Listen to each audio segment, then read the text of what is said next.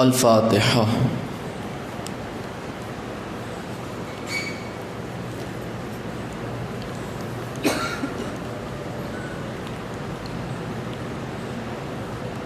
کما قال اللہ تبارک و تعالی فی شان حبیبہ مخبرا و آمرا ان اللہ و ملائکتہ یصلون علی النبی یا ایہا الذین آمنوا صلوا علیہ وسلموا تسلیما اللہم صلی علی محمد و آل محمد سبحان ربک رب العزت عما یصفون وسلام علی المرسلین والحمد للہ رب العالمین۔ اعوذ باللہ السمیع العلیم من الشیطان اللعین الرجیم بسم اللہ الرحمن الرحیم الحمد للہ رب العالمین والصلاة والسلام علی سید الانبیاء والمرسلین خاتم لما سبق والفاتح لمن غلق المغنی الحق بالحق ابی القاسم محمد اللہم صلی علی محمد وآل محمد وآلہ الطیبین الطاہرین المعصومین المظلومین المنتجبین الذین اذهب اللہ عنہم الرجس وطہرہم تطہیرا اللہم صلی علی محمد وآل محمد لسیما بقیت اللہ المنتظر امام زماننا ھذا روحی و ارواح العالمین لتراب المقدم الفدا عجل اللہ تعالی فرجہ الشریف وسحل اللہ تعالی مخرجہ الشریف ولعنت اللہ دائما باقیہ علی اعدائهم وغاصب حقوقهم ومنکر ولایتهم وفضائلهم ومصائبهم اجمعین اما بعد قال سبحانہ وتعالی فی کلامہ المبین بسم اللہ الرحمن الرحیم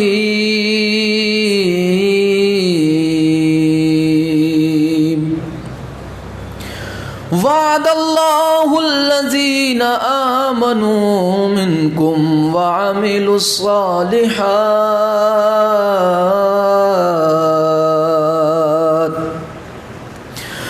لَيَسْتَخْلِفَنَّهُمْ فِي الْأَرْضِ كَمَا اسْتَخْلَفَ الَّذِينَ مِنْ قَبْلِهِمْ صدق اللہ العلی العظیم۔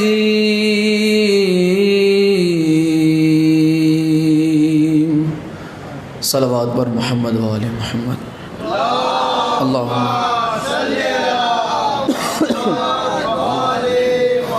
دعا ہے آل محمد کا عظیم اور کریم اللہ اس ذکر پاک کو اپنی بارگاہ میں شرف قبولیت عطا فرمائے۔ مولا بحق محمد و آل محمد جتنے بیمار ہیں انہیں شفاء کاملہ و عاجلہ عطا فرمائے۔ مولا جتنے بھی پریشان حال ہے مشکل کشا کے صدقے میں ان کی پریشانیوں کو دور فرمائے۔ مولا وہ منظر ہمیں اپنی آنکھوں سے جلد دکھائے کہ سیدہ کائنات سلام اللہ علیہ کا روزہ تعمیر ہو جائے۔ یا مولا امام زمانہ کے ظہور میں تعجیل فرما، علی والوں کا بول بالا فرما، مولا کے دشمنوں کو ذلیل و خوار فرما۔ دعاؤں کی قبولیت کے لیے اور خوشنودی محمد و آل محمد کے لیے مل کے صلوات پڑھ دیں محمد اور آل محمد پر۔ صلی محمد و آل محمد وعجل فرجہم سبحان ربک رب العزت عما یصفون وسلام علی المرسلین والحمد للہ رب العالمین۔ یہ ماہ ربیع الاول شریف کا مہینہ ہے، ماہ جو ہے ربیع النور کہہ دیں، بلکہ کائنات کی سب سے بڑی اور سب سے عظیم ترین ہستی کی آمد کا مہینہ کہہ لیں، نور خدا کے ظہور کا مہینہ کہہ لیں، یا رحمت دو عالم کے ظہور کا مہینہ کہہ لیں، اور مومنین کے لیے خوشی کا مہینہ کہہ لیں، سرکار ابو طالب علیہ السلام کی گود کے پالے کی آمد کا مہینہ کہہ لیں، مولا کائنات کے مولا کی آمد کا مہینہ کہہ لیں، ہے نا۔ اب یہ اس کا مہینہ ہے کہ جو مولائے کائنات سے پہلے آغوش ابو طالب میں آ کے پلا ہے۔ تو انشاءاللہ اسی رسول کی امت میں ہمیں پیدا ہونا نصیب ہوا، یہ ہمارے لیے بہت ہی بڑی خوش نصیبی کی بات ہے۔ ہمارے لیے تو ہے خوش نصیبی، اس سے بڑھ کر بھی صرف رسول کی امت میں ہونا ہی خوش نصیبی نہیں، میں صرف کہہ رہا ہوں، صرف یہ خوش نصیبی نہیں ہے کہ ہم رسول کی امت میں، اس سے بڑی خوش نصیبی یہ ہے کہ ہمیں اس رسول کی آل سے محبت اور مودت کرنا نصیب ہوا ہے۔ اور اس سے بڑھ کے جو خوش نصیبی ہمارے لیے ہیں وہ یہ ہے کہ ہم اسی رسول کے اعلان کردہ، اسی رسول کے منتخب کردہ سچے اور حقیقی وارث مصطفیٰ کو مانتے ہیں۔ ہمارے لیے بہت بڑی خوش نصیبی کی بات ہے کہ ہم جہاں جہاں لا الہ الا اللہ پڑھتے ہیں، وہاں وہاں محمد رسول اللہ پڑھتے ہیں، اور جہاں جہاں محمد رسول اللہ پڑھتے ہیں وہاں وہاں علی ولی اللہ بھی کا اقرار کرتے ہیں۔ یہ خوش نصیبی علی والوں کے لیے ہے، آل محمد کی فقہ پہ چلنے والوں کے لیے۔ ویسے اوروں کو بھی جو ہے بہت ساری خوش نصیبی حاصل ہے، لیکن ہمیں جو خوش نصیبی حاصل ہے وہ اوروں سے ہٹ کے ہے۔ کچھ لوگوں کے مقدر میں سقیفہ والا آ جاتا ہے، اور جن کے مقدر عروج پہ ہیں انہیں غدیر والا ملتا ہے۔ میں نے پچھلے جمعہ عرض کیا تھا آپ کی خدمت میں، کیونکہ یہ موضوع جو ہے خلافت ہے ہمارا، اور یہ خلافت کا موضوع کسی کا دل دکھانے کے لیے نہیں، کسی کی دھڑکنیں بڑھانے کے لیے نہیں، کسی کو گمراہ کرنے کے لیے نہیں، بلکہ لوگوں کو یہ بتا کے ہم کوشش کرتے ہیں کہ کم سے کم کلمہ پڑھنے والا مسلمان یہ جان لے کہ سچا خلیفہ کون ہے اور جھوٹا خلیفہ کون ہے۔ اہل سنت کی کتابوں سے، حدیث کی کتابوں سے اور قرآن سے گفتگو کرنے کی میں کوشش کر رہا ہوں پچھلے 3 جمعہ سے، آج چوتھا جمعہ، اور میری کوشش یہی رہے گی کہ میں زیادہ تر جو حوالے دوں اہل سنت کی کتابوں سے دوں، اور کوئی فکر نہ کرے، جتنی کتابیں مجھے یہاں پڑھنی ہے اس کے اسکین پیج میں نے یہاں پہ نکلوائے ہوئے ہیں۔ کوئی یہ نہ سمجھے کہ میں ویسے ہی جو ہے کہیں سن کے یا کہیں سے پوسٹ میں نے چوری کر کے پڑھ لی۔ جب تک میں کتاب نہیں پڑھ لیتا وہاں تک میں حوالہ نہیں دیتا۔ کتابیں یہاں پہ موجود ہیں، کوئی فکر نہ کرے، انشاءاللہ اگر ضرورت پڑی تو اسے PDF کی شکل میں مومنین تک پہنچانے کی کوشش کروں گا۔ صلوات پڑھیں ذرا اونچی محمد اور آل محمد پر۔ اللہم صلی علی محمد و آل محمد۔ پچھلے دنوں جو گفتگو آپ کی خدمت میں نے پیش کی، وہ پہلے یہ میں نے آپ کی خدمت میں عرض کیا کہ سقیفے میں کیسا وہاں پہ بوال کھڑا ہوا تھا، رسول اللہ کا جنازہ چھوڑ کے، یہ یاد رہے، سرکار کا جنازہ مبارک چھوڑ کے لوگوں نے تدفین رسول چھوڑ کے وہ جو ضروری چیز تھی اسے چھوڑ کے خلافت کے مشورے اور جو ہے سقیفہ بنو سعدہ میں کچھ زیادہ تر حضرات تشریف لے گئے خلافت کے لیے، اور انہوں نے دعویٰ کر دیا کہ خلیفہ ہم میں سے، خلیفہ ہم میں سے۔ تو کسی نے دعویٰ کہا خلیفہ میں، تو کسی نے کہا خلیفہ میں۔ یہاں پہ تو میں شروع ہو گئی تھی، وہ میں نے آپ کو تفصیلاً کتاب میں سے پڑھ کے بتایا تھا۔ اس کے بعد جو پچھلے جمعہ جہاں تک گفتگو پہنچی تھی وہ یہ تھی کہ حضرت ابو بکر نے جو خلافت کا پہلا عوام میں خطبہ دیا، وہ کیسا خطبہ تھا وہ بھی میں آپ کو بتا چکا۔ فرماتے تھے جناب کہ جب تک میں سیدھا چلوں تب تک میرے پیچھے چلنا، اور جب دیکھو کہ میں ادھر ادھر ہوتا ہوں یا میں بھٹک جاتا ہوں تو تم مجھے سیدھا کر دینا، کیونکہ شیطان کبھی بھی مجھ پہ سوار ہو جاتا ہے۔ تو یہ جناب پہ کبھی بھی شیطان سوار ہو جاتا ہے، یہ میں نہیں کہہ رہا، یہ حضرت ابو بکر کے الفاظ ہیں، اور اہل سنت کی کتاب کا حوالہ میں نے دیا۔ تو اگر کسی بھائی کو غصہ آ جائے تو بھڑاس مجھ پہ نہ نکالے، وہ لکھنے والے پہ بھڑاس نکالے۔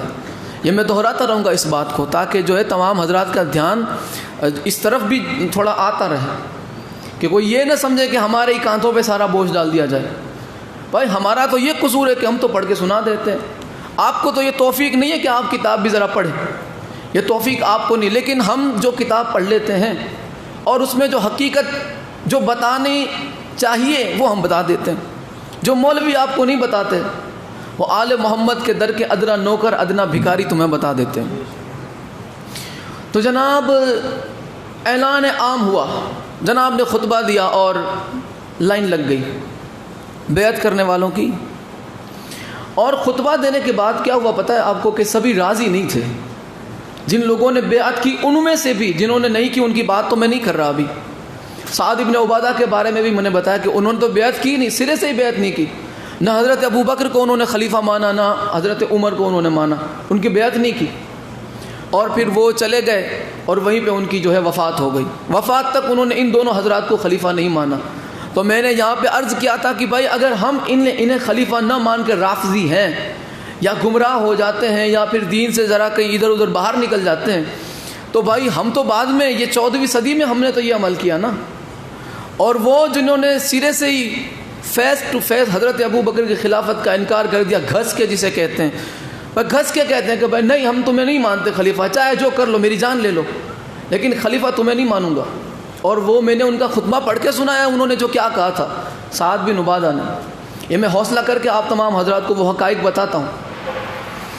تو جناب بیعت عام کے بعد جب بیعت عام ہوئی اس کے بعد بھی جو حالات تھے تاریخ خلفاء سے میں پڑھنے لگا ہوں، یہ ہے تاریخ خلفاء صفحہ نمبر 135۔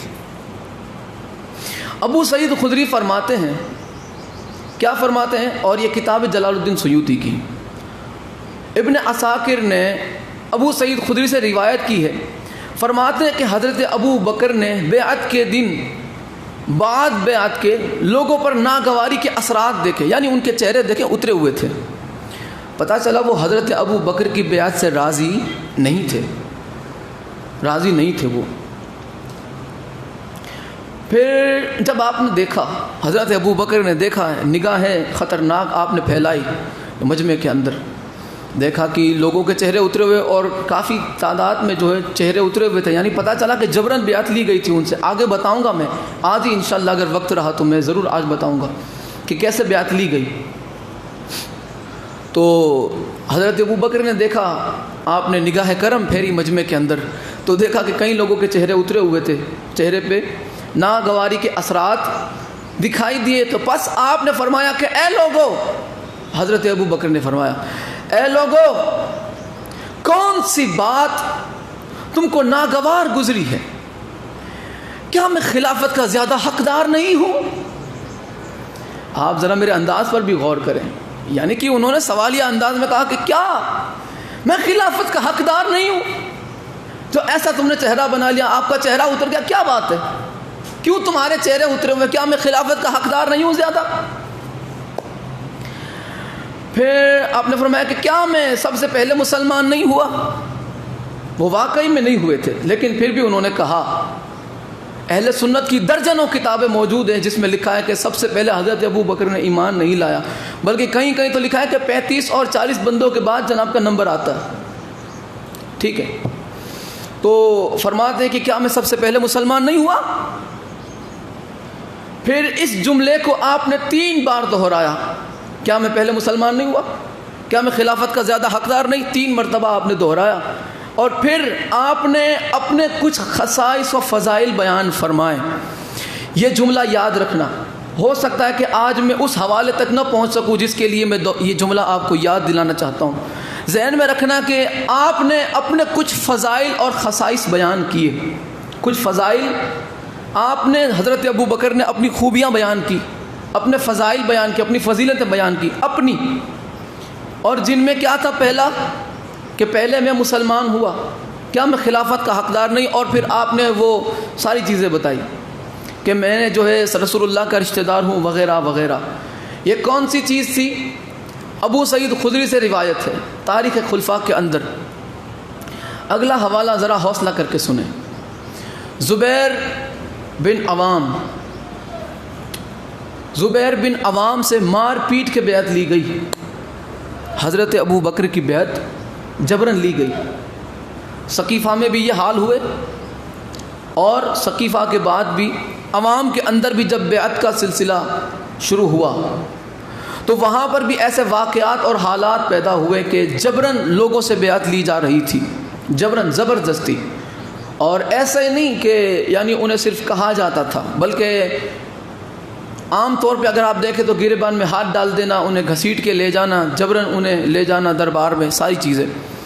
یہ میں پڑھ رہا ہوں الامامت والسیاست صفحہ نمبر 15 سے. حوصلہ کر کے سنیے گا اور جذبات پہ قابو رکھیے گا. صفحہ نمبر 14 اور 15 لکھا ہوا ہے. اور یہ کتاب کی میں دوبارہ تعریف کر دوں کہ یہ کتاب آج کل کی نہیں ہے. الامامت والسیاست آج سے 1168 سال پرانی کتاب ہے. 1168 سال پرانی کتاب ہے اور اہل سنت کے یہ عالم ہیں. فرماتے ہیں کہ انصار کی بیعت کے وقت بنو ہاشم حضرت علی ابن ابی طالب علیہ السلام کے گھر میں جمع تھے. انصار کی بیعت کے وقت بنو ہاشم حضرت علی ابن ابی طالب کے گھر میں جمع تھے اور زبیر بن عوام بھی ان کے ہمراہ تھا.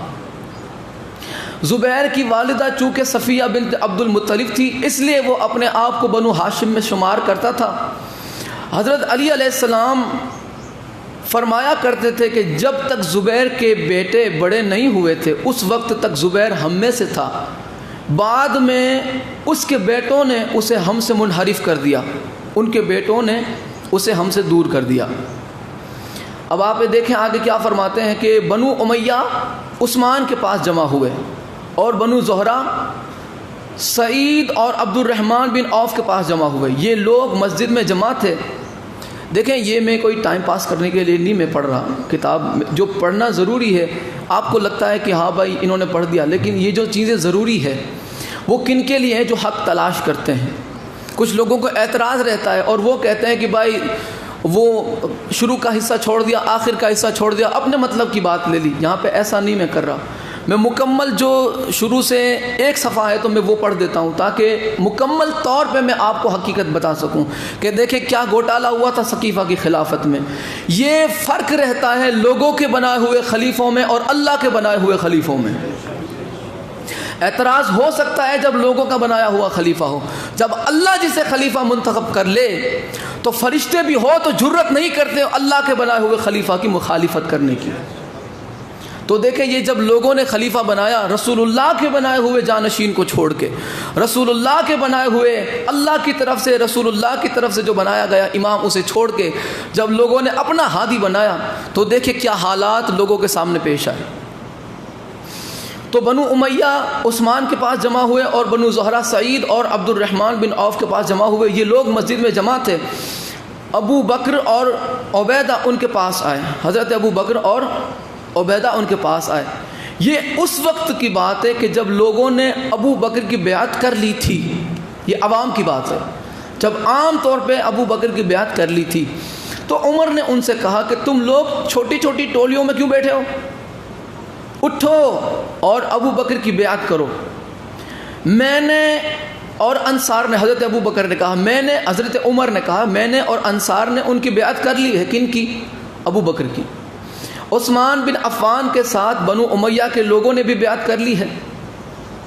کسے آ کے کہہ رہے ہیں پتہ ہے؟ مولا علی کو، بنو ہاشم کو کہہ رہے ہیں یہ لوگ. سعد اور عبد الرحمن بن عوف اور بنو زہرہ کہ وہ لوگ کہ جو ان کے ساتھ تھے انہوں نے بھی بیعت کر لی ہے.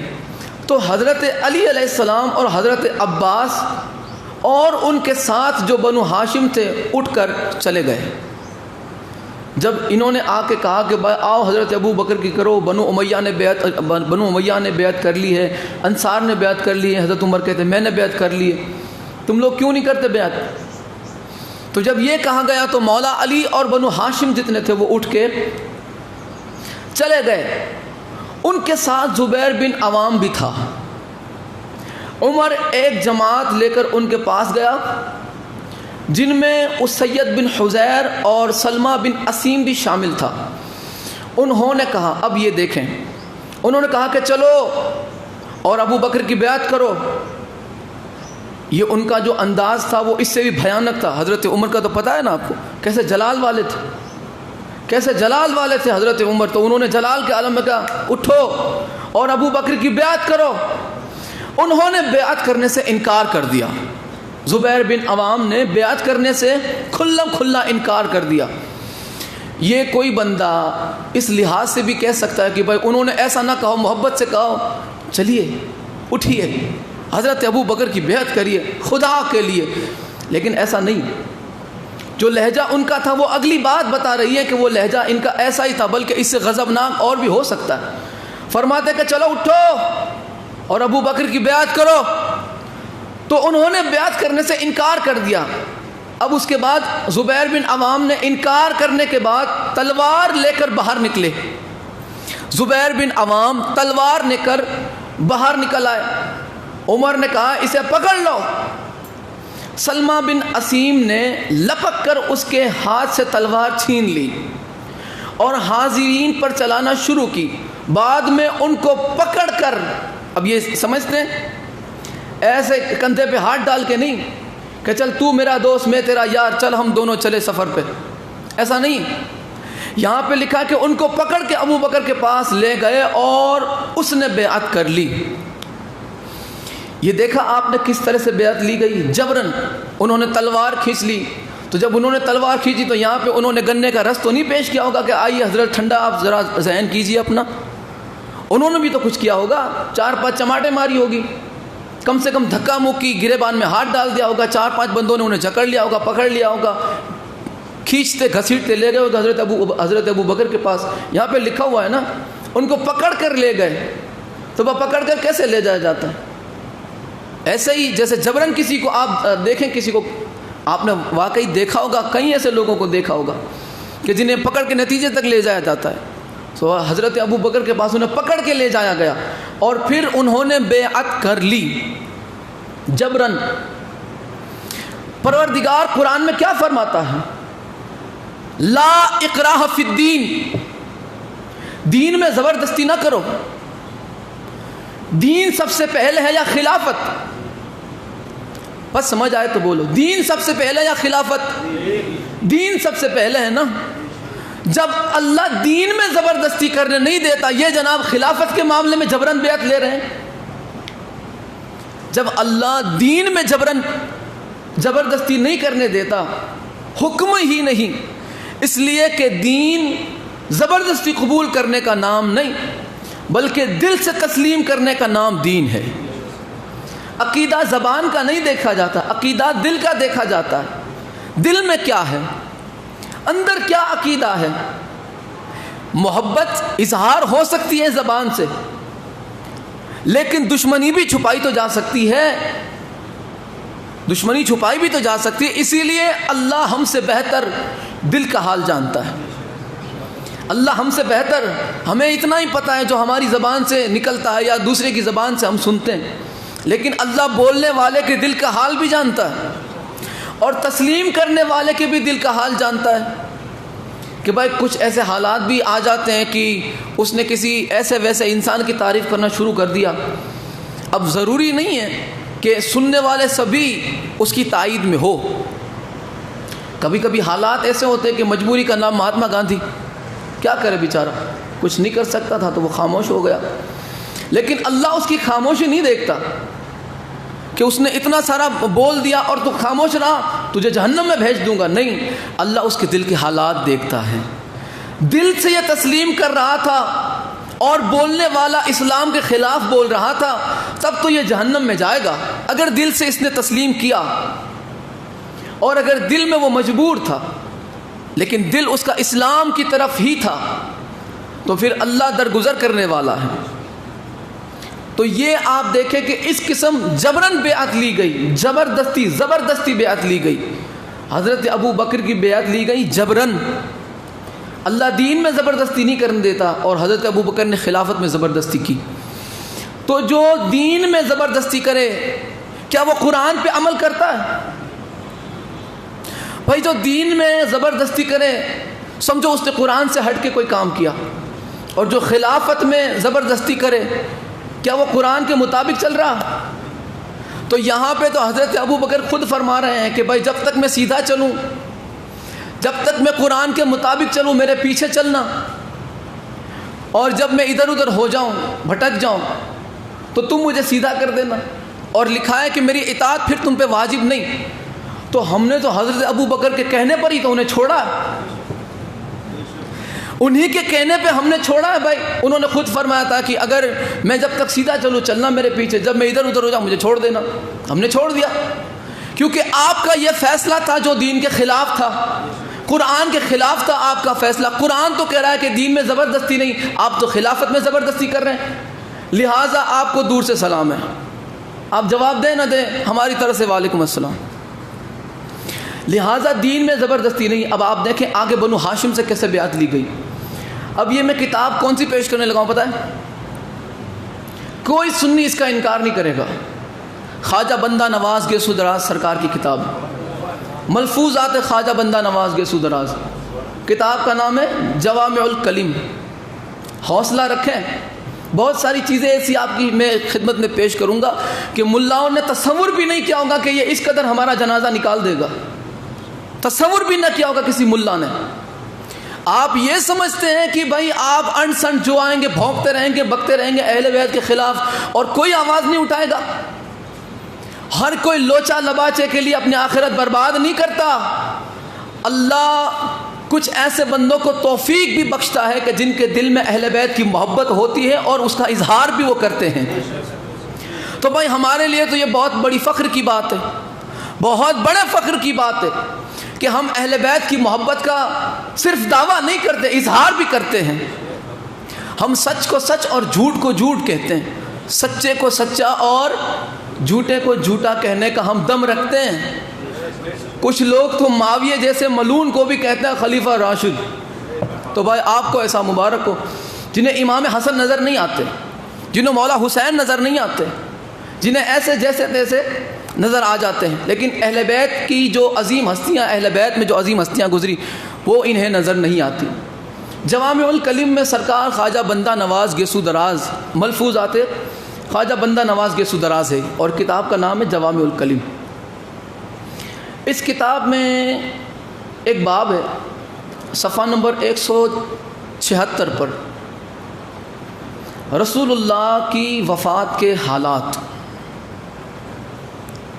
رسول اللہ کی وفات کے حالات, یہ 176 سے شروع ہو رہی ہے یہ بات اور جو ہے آگے بھی جا رہی ہے. چلیں اب میں پڑھنے لگا ہوں 177 سے, صفحہ نمبر 177. دیکھیں کیا فرماتے ہیں سرکار بندہ نواز گیسو دراز. اب ذرا حوصلہ کیجئے گا, آپ میں تو ہے ہی وہ حوصلہ, لیکن وہ لوگ کہ جو ان باتوں کو ہضم نہیں کر پاتے تو اب وہ ذرا اور اپنے کاجو بادام کھا لیں, اخروٹ وغیرہ کھا لیں, ذہن تیز ہو جائے. لیکن ایک بات یاد رکھنا کہ کاجو بادام اور اخروٹ سے عقل ٹھکانے نہیں آتی جب تک ٹھوکر نہ لگے, جب تک ٹھوکر نہیں لگے گی, جب تک انہیں اپنے دھوکہ نہیں دیں گے تب تک انہیں پتہ نہیں چلے گا. کیونکہ ان کے مولویوں نے انہیں گمراہ اس بات سے کیا کہ بھائی اصل میں سرکار کسی کو خلیفہ بنا کر ہی نہیں گئے. یہ ٹھوکر انہیں تب لگے گی جب وہ اپنی کتابوں میں پڑھیں گے کہ واقعی سرکار تو 12 خلیفہ کا اعلان کر کے گئے ہیں. سرکار 12 خلیفہ کا اعلان کر کے گئے, میرے بعد 12 خلیفہ ہوں گے, یہ خلافت رکے گی نہیں, 12 خلیفہ ہوں گے. اب سرکار نے فرمایا ہوں گے تو پھر ہوں گے. کچھ لوگ کہتے ہیں کہ بھائی ہم خلیفہ راشد کو نہیں مانتے, دل بڑا کیجئے, ہم خلیفہ راشد کو, کچھ لوگ کہتے ہیں شیعہ خلیفہ راشد کو نہیں مانتے. ذرا سنیں ہمارا عقیدہ, ہم اس پہ لعنت کرتے ہیں جو خلفائے راشدین کو نہ مانے. جھوم کے بے شمار کہہ دیجئے ایک مرتبہ, ہم اس پہ لعنت کرتے ہیں جو خلفائے راشدین کو نہیں مانتے. اللہ کی اس پہ لعنت ہو جو خلیفہ راشد کو نہ مانے, رسول اللہ کی اس پہ لعنت ہو جو خلفائے راشدین کو نہ مانے, ملائکہ کی لعنت ہو, تمام ملائکہ کی لعنت ہو جو خلفائے راشدین کو نہ مانے. ہر لعنت کرنے والوں کی لعنت ہو اس پر جو خلفائے راشدین کو نہ مانے. پتہ تو کرو خلفائے راشدین کون ہیں؟ آپ کے بنائے ہوئے اور ہیں, رسول اللہ کے بنائے ہوئے اور ہیں. جسے رسول اللہ نے خلیفہ راشد فرمایا ان میں پہلا علی ہے, 12واں مہدی آخر الزماں ہے.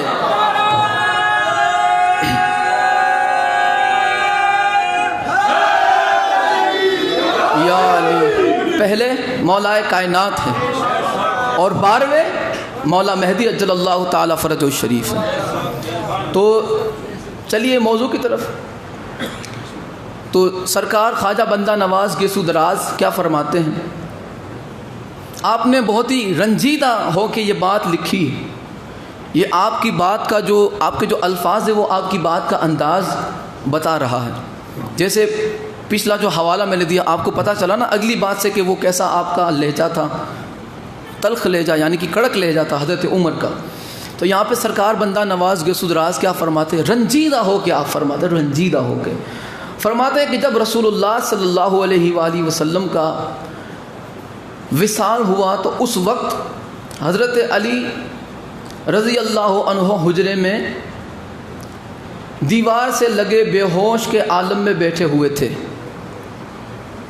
اس میں لکھا ہوا ہے، میں اسی لیے میں وہی پڑھ رہا ہوں. حضرت علی رضی اللہ تعالی عنہ وہ لکھا ہے، دیوار میں بے ہوش کے عالم میں بیٹھے ہوئے تھے، دیوار سے لگے ہوئے. اور تقریباً یہی حال عثمان رضی اللہ عنہ کا بھی تھا. دوسری طرف انصار کے سردار سعد بن عبادہ کے گھر میں صحابہ میں سے کچھ لوگ جمع ہو گئے تھے اور سعد عبادہ کے ہاتھ پر بیعت کرنے کے لیے ان کو خلیفہ بنانے کے لیے تیار تھے. انصار جو پچھلی بات میں کہہ چکا، انہیں خلیفہ بنانے کے لیے انصار تیار تھے، بس بیعت کرنے ہی والے تھے کہ حضرت عمر نے جب یہ خبر سنی تو انہوں نے ابو بکر کے پاس جا کر سب حال بتایا. حضرت عمر نے کسے جا کے بتایا؟ حضرت ابو بکر کو، کسی اور کو نہیں بتایا. سیدھے گئے حضرت ابو بکر کے پاس، سارا حال جا کے بتا دیا. اور ابو بکر نے کہا آئیے ہم لوگ اس جگہ چلتے. اور یہ پھر چلنے بھی لگے. تو حضرت عمر رضی اللہ عنہ نے راستے میں سوچا کہ ان لوگوں سے ہم کیا کہیں گے. تو ابو بکر بھی یہی سوچ رہے تھے کہ ہم کیا کہیں گے. ایک راہگیر نے پوچھا کہ آپ لوگ کہاں جا رہے ہو؟ انہوں نے کہا کہ ہم لوگ اس کام سے جا رہے ہیں، بتایا کہ خلافت کے لیے جا رہے ہیں. تو اس نے کہا کہ انصار کی یہ بات اللہ اور اس کے رسول کو نہیں پسند ہوگی، اس لیے کہ مہاجر کو انصار پر جو فضیلت حاصل ہے وہ سب پر عیاں ہے. پھر اسلام میں تقدم اور صحبت رسول میں بہت زیادہ دنوں تک رہنے کی فوقیت بھی مہاجرین کو حاصل ہیں نہ کہ انصار کو. اس وقت حضرت ابو عبیدہ جراح نے عمر سے کہا کہ ہاتھ بڑھائیے، میں آپ کے ہاتھ پر بیعت کرنے کو تیار ہوں. جب یہ سارا معاملہ ہوا اور آگے بھی اس میں ڈیٹیل دی ہوئی ہے. اس کے بعد کیا ہوا کہ وہاں پہ پھر بیعت ہوئی، یہ ہوا. پھر سعد ابو عبادہ، پھر ابو عبادہ جراح، کئی دوسرے مسلمانوں نے بھی اس وقت موجود تھے، بیعت کر لی. یہاں پہ لکھا ہے کہ انہوں نے بیعت کر لی. پھر اپنے اپنے گھر آ کر بیٹھ گئے. اب یہاں سے آپ دیکھیں، پھر اپنے اپنے گھر آ کر بیٹھ گئے اور رسول اللہ کے کفن دفن کی طرف کوئی مشغول نہ ہوا. یہ دیکھیں آپ، سب اپنے اپنے گھر آ کے بیعت ہو گئی، معاملہ تمام ہو گیا اور آگے گھر پہ بیٹھ گئے. آپ نے کتنی رنجیدہ ہو کے سرکار بندہ نواز گیسو دراز فرمانے کے رنجیدہ ہو کر، کتنا دکھ تھا آپ کو کہ بیعت میں سبھی شامل ہو گئے اور یعنی کہ اتنا ان کو توجہ تھی اس پہ کہ انہیں صرف وہی بات ذہنوں میں گھومتی رہی. اور اس کے بعد ہوا یہ کہ وہ اپنے گھر آ کے بیٹھ گئے، سرکار کے کفن دفن کی طرف کوئی مشغول نہ ہوا. یہ بات جب عباس کو معلوم ہوئی، سرکار کے چچا عباس کو معلوم ہوئی تو وہ عمر کے گھر آئے اور دروازہ بند پایا اور شکایت آمیز لہجے میں بولے. کون؟ حضرت عباس سرکار کے چچا. شکایت آمیز لہجہ سمجھتے آپ؟ شکایت، ناراضگی کے عالم میں آپ نے آ کے یہ کہا کہ اے عمر، تم نے رسول اللہ کا وہ قول تو سنا ہوگا کہ چچا باپ کے درخت کی شاخ ہوتا ہے. یہ بالکل صحیح ہے اور تم لوگوں نے زبردستی کیا ہے. خود حضرت عمر نے بھی اقرار کیا تھا کہ بھائی یہ سوچے سمجھے بغیر یہ سارا ہوا معاملہ. اور ابھی بھی میں نے حوالہ جو پیش کیا اس میں بھی آپ کو پتہ چلا نا کہ زبردستی بیعت لی گئی. یہاں پہ سرکار عباس فرماتے ہیں کہ تم لوگوں نے زبردستی کیا ہے؟ تو عمر دروازے پر آئے اور جواب میں کہا کہ اے عباس، آپ کا فرمانا بجا ہے، یعنی کہ آپ جو ہیں سرکار کے بزرگوں کی والد کی جگہ پہ ہیں، وڈیل کی جگہ پہ ہیں، اور ہم نے زبردستی کی، یہ بھی ٹھیک ہے۔ یہ دیکھیں اگلا جملہ ہے کہ آپ کا فرمانا بجا ہے، صحیح ہے، لیکن جو کچھ ہونا تھا وہ ہو گیا۔ یہ جواب آپ کو پتہ ہے یہ کیسا جواب ہے اور کتنا یہ دکھ دینے والا جواب تھا۔ میں مثال کے طور پہ بتاؤں آپ کو کہ آپ کا کسی کے فیصلے پہ اتفاق نہ ہوا، آپ کو وہ فیصلہ اچھا نہیں لگا اور آپ نے جا کے اس سے کہا جس نے فیصلہ کیا تھا، یہ تم لوگوں نے کیا کیا؟ اور آگے سے وہ کہتے کہ بھائی شانتی رکھو، جو ہونا تھا وہ ہو گیا، اگلی بات کرو۔ تو آپ کے ذہنیت پہ کتنا رنج طاری ہوگا یہ آپ بتائیں کہ اس نے آپ کی بات بالکل بھی آپ کی بات پہ توجہ نہ دی۔ اور یہاں پہ سرکار عباس ہے، حضرت عباس سرکار کے چچا ہیں، اور وفادار چچا، صحیح چچا، ایمان والے چچا۔ آپ نے فرمایا کہ آپ نے زبردستی کی، تو کہتے کہ بھائی ٹھیک ہے، جو ہونا تھا وہ ہو گیا، جو ہونا تھا وہ ہو گیا۔ اب آپ دیکھیں گفت و شنید کا اب کوئی موقع نہیں رہا۔ اگلا جملہ حضرت عمر کا دیکھیں، اب سننے سنانے کا کوئی موقع رہا نہیں، جو ہونا تھا وہ ہو گیا، بات ختم ہو گئی، اگلی بات کرو جو کرنی۔ گفت و شنید کا موقع اب کوئی موقع نہیں رہا۔ اس کے بعد حضرت ابو بکر باہر آئے اور مسجد نبوی میں آ کر خطبہ دیا کہ اے مسلمانوں، میں تم میں سے جو شخص، اچھا فرماتے ہیں کہ یاد رکھو تم میں سے جو شخص محمد صلی اللہ علیہ وآلہ وسلم کو پوجتا تھا، اس میں جو لکھا ہے میں وہ پڑھ رہا ہوں، جو پوجتا تھا یعنی ان کی عبادت کرتا تھا، تو اسے معلوم ہونا چاہیے کہ محمد وفات پا گئے۔ اور تم میں سے جو محمد کے اللہ کی عبادت کرتا تھا، یہاں پہ لکھا ہے پرستش کرتا تھا، تو یاد رہے تمہیں کہ وہ اللہ ہمیشہ زندہ ہے، وہ کبھی نہیں مرے گا۔ المختصر طویل خطبے کے بعد اسی جگہ عام بیعت شروع ہوئی، اور امیر المؤمنین علی رضی اللہ عنہ کو بیعت خاص اور بیعت عام میں سے کسی کی بھی خبر نہ ملی، نہ بیعت عام میں کہ یہاں پہ مجمع میں بیعت ہو رہی، نہ اس میں سے کسی نے خبر دی، نہ بیعت خاص، نہ سقیفے والی بیعت میں کسی بھی قسم سے مولا علی علیہ السلام کو خبر نہ پہنچائی گئی۔ اس کے بعد سب لوگ رسول اللہ صلی اللہ علیہ وآلہ وسلم کے کفن دفن میں مشغول ہو گئے، اور تکفین سے فراغت کے بعد حضرت علی نے ابو بکر سے پوچھا کہ اب بیعت کے سلسلے میں کیا کریں؟ تو حضرت ابو بکر نے کہا یہ کام تو ہو چکا۔ حضرت ابو بکر نے کہا، مولا علی نے جب پوچھا کہ بھائی کیا بیعت کا اب کیا ہم کریں گے سلسلہ، تو کہنے لگے کہ بھائی بیعت تو ہو چکی، یہ تو سب کام ہو گیا۔ تو علی نے کہا کہ وہ کس طرح، مجھے خبر بھی نہ ہوئی۔ تو ابو بکر نے کہا کہ وقت تنگ اور نازک تھا، حالات کے بگڑنے کا اندیشہ تھا۔ اب انہوں نے یہ ساری چیزیں بتائیں، وقت نازک اور تنگ تھا، وقت بہت کم تھا اور حالات بڑے نازک تھے اور حالات بگڑنے کا اندیشہ تھا، اس لیے توقف کا موقع نہ تھا، توقف کا موقع نہ تھا۔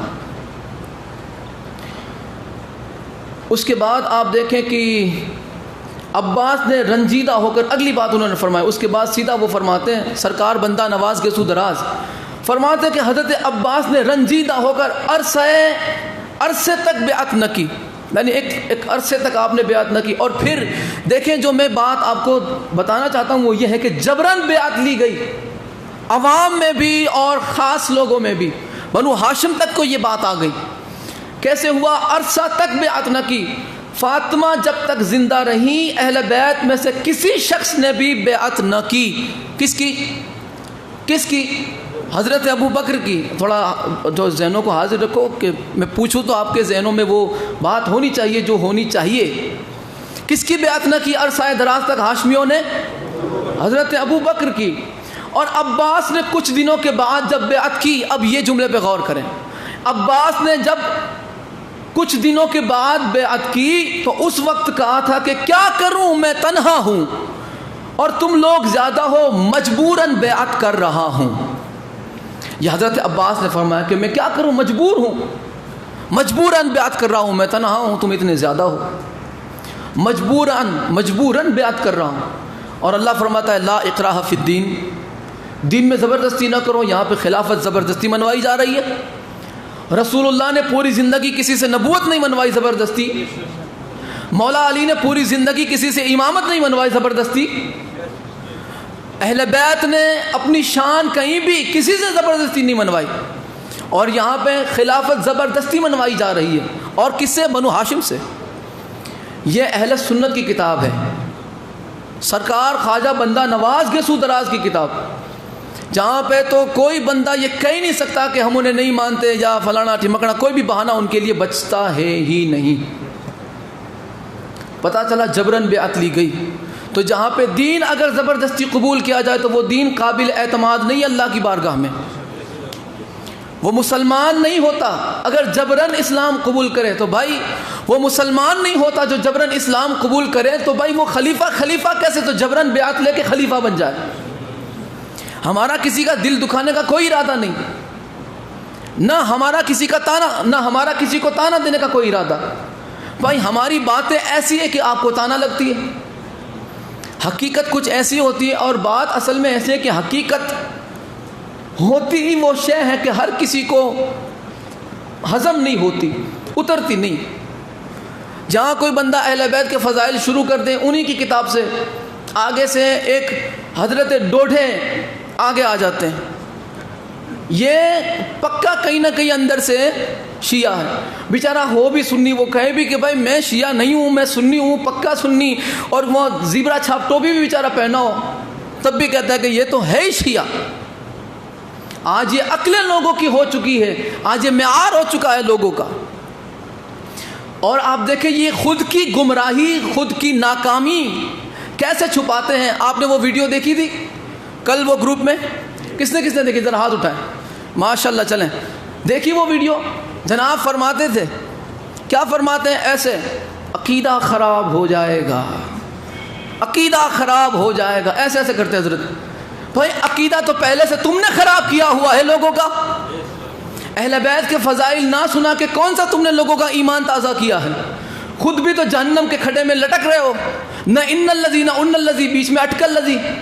تمہارا حال آج یہ ہو چکا ہے، تم خود کو نہیں سنبھال پاتے، اپنے والوں کو نہیں سنبھال پاتے، اور کیسے سنبھال پاؤ گے؟ جھوٹ کی عمر زیادہ نہیں ہوتی بھائی، جھوٹ کی عمر زیادہ نہیں ہوتی، عمر بہت کم رہتی ہے جھوٹ کی، کبھی بھی وہ ہلاک ہو جاتا ہے۔ جہاں جھوٹ ہو وہاں عمر نہیں ہوتی اس کی۔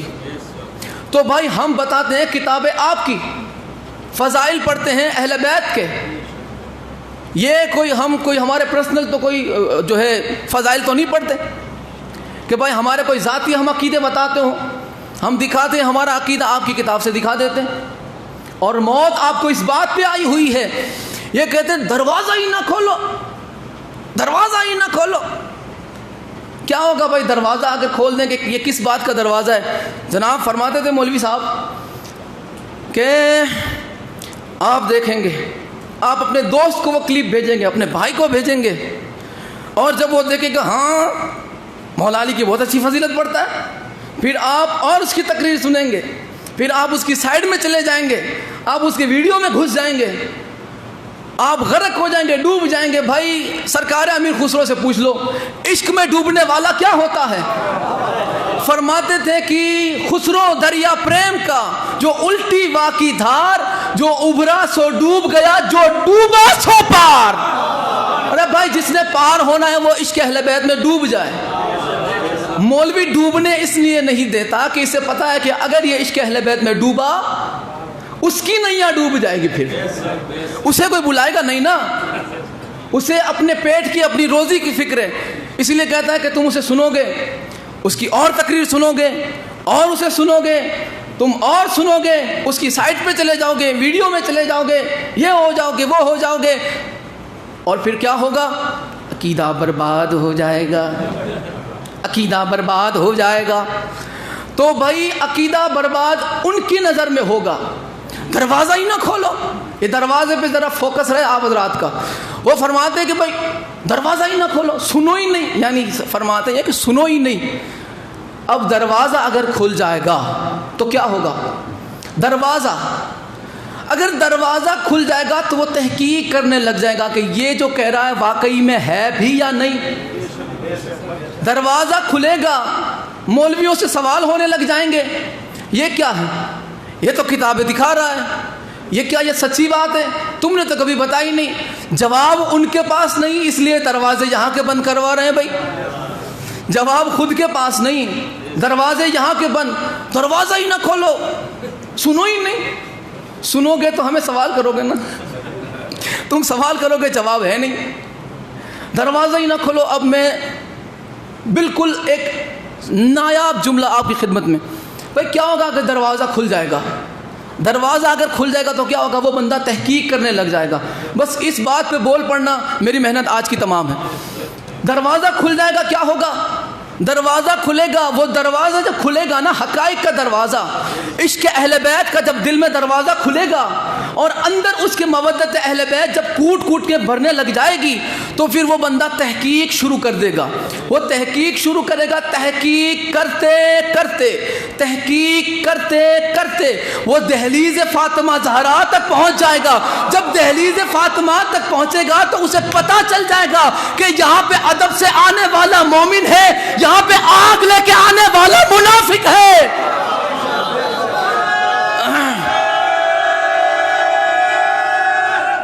حیدری بھائی پتہ چل جائے گا اسے کہ یہ دہلیز فاطمہ وہ دہلیز ہے کہ جہاں پہ مومن کا بھی پتہ چل جاتا ہے، منافق کا بھی پتہ چل جاتا ہے۔ کیسے پتہ چلے گا؟ مومن کا پتہ ایسے چلے گا کہ جو دہلیز سیدہ پر ادب سے سر جھکا کے آئے وہ سلمان جیسا صحابی ہوتا ہے، اور جو آگ لے کے آئے وہ کہیں نہ کہیں بغیر باپ کا پیدا ہوا ہوتا ہے۔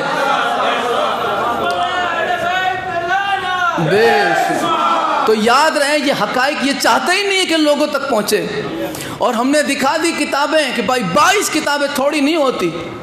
ایک کتاب بھی اگر کسی مومن کو مل جائے حوالے کے طور پہ تو وہ کسی کے ہاتھ میں نہیں رہتا، کسی کے ہاتھ میں نہیں رہتا۔ یہاں پہ 22 کتابیں ہم دکھاتے ہیں کہ بھائی دیکھو یہ حضرت یہ تھے، یہ جناب حضرت عمر تھے جنہوں نے سیدہ کے در پہ آگ لگائی۔ انہوں نے جو ہے حضرت عمر نے، یہ اہل سنت کی کتاب میں لکھا ہے۔ یہ میں حوصلے سے کیوں کہہ رہا ہوں، ورنہ لوگ ہمت نہیں کرتے نام لینے کا۔ میں کیوں کہہ رہا ہوں بھائی؟ کیا میں کسی کے باپ کا دیا کھاتا ہوں؟ نہیں، میں آل محمد کے ٹکڑوں پہ پلتا ہوں، جن کا کھاتا ہوں انہی کا گاتا ہوں، اور آپ جن کا کھاتے ہیں انہی کا سننا پسند کرتے ہیں۔ تو بھائی ہمیں دنیا والوں سے کوئی واسطہ نہیں۔ لوگ اگر اس سچائی بتانے کی وجہ سے ہمیں کہتے کافر، بسم اللہ۔ کوئی کہتا ہے یہ سچائی بتانے کی وجہ سے کہ یہ گمراہ، یہ رافضی، یہ پھلانا ڈھمکنا، سب الزام ہم کو منظور ہے۔ تم ہمیں کافر کہہ کے دور کرو، آل محمد ہمیں اپنا کہہ کے گلے لگا لیں گے۔ آپ نے جو کرنا ہے وہ کریں، ہم حالات سے نہیں ڈرتے، ہم حالات سے نہیں گھبراتے۔ 1000 ملوں کے فتوے آ گئے، یہ کافر، یہ کافر، ایک مرتبہ کافر کا فتویٰ دے لیا آپ نے، صبر کر لیں بھائی۔ جب ہم کافر ہو گئے ہماری فکر کیوں کرتے؟ ہم پھر جائیں۔ آپ ہماری فکر نہ کریں، اب آپ اپنے والوں کی فکر کریں۔ کہیں ایسا نہ ہو کہ وہ بھی آل محمد کی مودت دل میں اتار کے آپ کی نظر میں کافر ہو جائیں۔ آپ اپنے والوں کی فکر کریں۔ اور آ رہے ہیں لوگ حقائق تلاش کرتے کرتے۔ یاد رکھنا دہلیز فاطمہ زہرا وہ دہلیز ہے کہ جو بندہ جب بھی دہلیز فاطمہ پہ آئے گا اسے مومن اور منافق کا پتہ چل جائے گا، صحابی اور وہابی کا پتہ چل جائے گا، اپنے اور پرائے کا پتہ چل جائے گا۔ تو ہمیشہ دہلیز سیدہ سے ہی ہر چیز لینا سیکھو۔ دہلیز دعا لینی ہے دہلیز سیدہ پر، کائنات کی ہر شے دہلیز فاطمہ پہ موجود ہے، اور بھائی اپنے پرائیوں کی پہچان بھی دہلیز فاطمہ پہ موجود ہے۔ جو ادب سے آئے، ادب سے جو آئے وہ مومن ہے، اور جو یہاں پہ دھمکیاں دیتا ہوا آئے تو اس کا ایمان سے بھی تعلق نہیں، اس کا صحابیت سے بھی تعلق نہیں۔ تو یہ آج کا ہم بیان یہیں پہ اختتام تک پہنچاتے ہیں کہ بنو ہاشم سے بھی حضرت عباس نے بھی دیکھیں آپ کس طرح سے وہ فرماتے کہ میں نے بیعت اس طرح سے کی. اور یہ الفاظ کس کے ہیں؟ سرکار خواجہ بندہ نواز گیسو دراز کے جوامع الکلم کے اندر. صفحہ نمبر میں بتا چکا ہوں، صفحہ نمبر ہے 175 76 اور 78. یہ کتاب آپ اپنے گھر بھی منگوا سکتے ہیں، تھوڑا تھوڑا خرچہ کریں، کتابیں اپنی منگوا کے پڑھیں، صرف یوٹیوب پہ گزارا نہ کریں. اور یہاں پہ تو بندے خود بھی کتاب نہیں پڑھتے، اور جو کتاب بندہ دکھاتا ہے تو اسے کہتے ہیں کہ بھائی یہ تو ہو گیا کافر. یہاں پہ ایک رویہ پیش کیا جاتا ہے کہ جو بھی اہل بیت کی فضیلت ذرا سی اگر کھل کے بتانا شروع کر دے تو لوگ غسل کر کے اس کے پیچھے پڑ جاتے ہیں. عام طور پہ کہتے ہیں ہاتھ پیر دھو کے، تو اس کے پیچھے غسل کر کے پڑ جاتے ہیں کہ اس نے صرف اہل بیت کا سٹیٹس کیوں لگایا، اس نے صرف اہل بیت کا بیان کیوں کیا. یہ تو سنی ہے، دروازہ ہی نہ کھولو بھائی. یعنی یہ کہتے ہیں کہ بھائی مولا علی کے فضائل ان سے نہ سنو، اگر ان سے سنو گے تو ہمارے منہ سے اچھی ہی نہیں لگے گی. یہ گھٹا کے پیش کرتے ہیں. اور ہماری اوقات کے مطابق جو اللہ نے کائنات پہ جو آل محمد کے فضائل عیاں کیے ہیں، ظاہر کیے ہیں، ہم وہ جہاں تک ہماری کوشش رہتی ہے وہ بتا دیتے ہیں. ان کے یہاں پہ 12 ربیع الاول کا بھی اگر جلوس ہو تو ٹڑنگ ٹڑنگ ٹڑنگ ٹڑنگ یہ وہی چلتا ہے ان کے یہاں پہ. زبرا چھاپ تو کہیں یہ چھاپ کہیں وہ چھاپ. بھائی سرکار کا جلوس ہے تو سرکار کی بات کرو. محرم میں عشرہ پڑھنے آتے ہیں 8 دن تک، بس 8 دن تک یہ لوگ وضو سکھاتے ہیں، یہ لوگ درود سکھاتے ہیں، وضو کی فضیلت، غسل کی فضیلت. اور کچھ لوگ، ویسے یہ الفاظ یہاں پہ نہیں کہنے چاہیے لیکن میں مجبور ہوں، یہ حالات ہوئے ہیں. ایک سید صاحب مجھے بتا رہے تھے کہ بابا صاحب ہمارے یہاں پہ عشرہ پڑھنے آیا تھا، غسل کا طریقہ بتا، وہ جناب غسل کا طریقہ بتا رہے تھے، محرم میں عشرہ پڑھنے کے لیے آئے تھے. تو یہ حالات اصل میں بھائی جس لیے آئے ہو، جس کا مہینہ ہے کم سے کم اس کا ذکر کر لیا کرو. اور ہماری زندگی، ہر علی والے کی زندگی آل محمد کی غلامی میں وقف کر دی گئی ہے. ہر علی والے نے اپنی زندگی کو آل محمد پہ قربان کر دیا.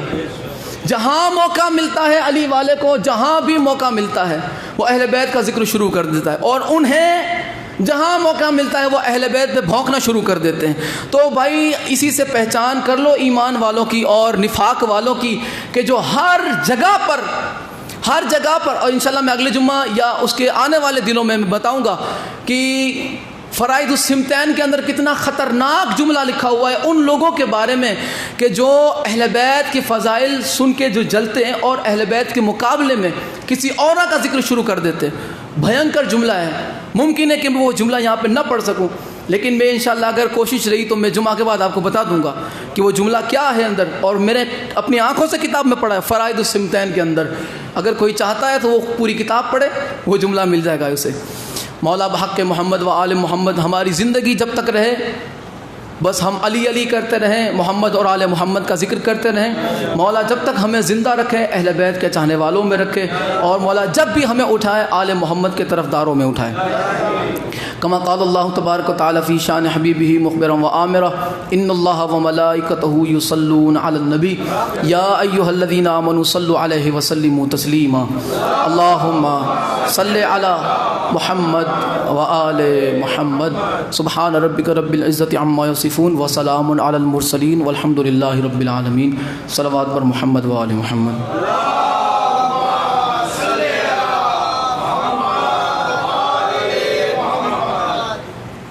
اچھا ایک بات رہ گئی جو بہت ہی ضروری تھی، بہت ہی ضروری. وہ جو جملہ جناب نے کہا کہ بھائی دروازہ نہ کھولو، حقیقت جان جاؤ گے. اگلا جملہ انہوں نے نہیں کہا، لیکن کیوں کہا انہوں نے؟ ایک مثال، بالکل سادہ سی مثال. اور میرے خیال سے جتنے بھی یہاں پہ بیٹھے انہوں نے یہ محسوس کیا ہوگا کہ جس بھی محفل میں کوئی علی والا چلا جاتا ہے، جس بھی محفل میں کوئی شیعہ چلا جاتا ہے، مولا کا چاہنے والا آل محمد کا پیروکار چلا جاتا ہے، 3-4 ویسے ہی کھڑے ہو جاتے ہیں. محسوس کیا ہوگا آپ نے؟ بھائی میں نے تو کیا ہے، آپ نے بھی کیا ہوگا. 3-4 ویسے ہی بغیر بولے اٹھ کے چلے جاتے ہیں، 3-4 ویسے ہی اٹھ کے چلے جاتے ہیں. یہ جناب نے اسی لیے کہا اسی لیے کہا کہ دروازہ نہ کھولو، دروازہ کھولو گے شیعہ اندر آ جائے گا، دروازہ کھولو گے شیعہ اندر آئے گا۔ بھائی جس محفل میں شیعہ چلا جائے 2-3 منافق ویسے ہی کھڑے ہو کے چلے جاتے ہیں، تو جس دل میں شیعوں کا امام آ جائے 3-4 تو ویسے ہی نکل جاتے ہیں۔ درود پڑھیں محمد اور آل محمد پر۔